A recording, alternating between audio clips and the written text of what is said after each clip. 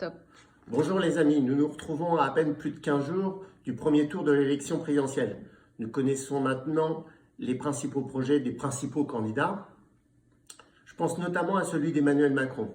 Il est encore plus libéral que celui qu'il a proposé il y a 5 ans et qu'il a appliqué durement tout le long du quinquennat. Je résume en quelques mots.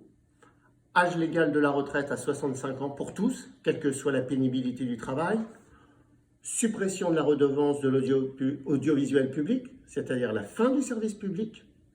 Et puis, fameuse autonomisation des établissements scolaires, c'est-à-dire le début du démantèlement de l'institution publique de l'éducation nationale.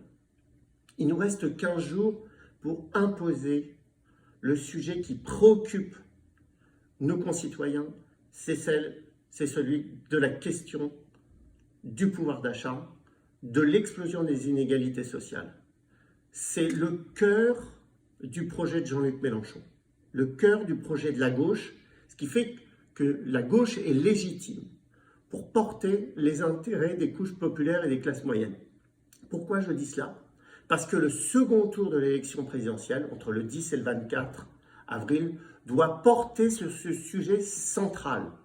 Le second tour doit être social. Le débat, le fameux débat entre les deux tours, ne doit pas se résumer à une opposition entre le candidat de la droite libérale et la candidate de l'extrême droite.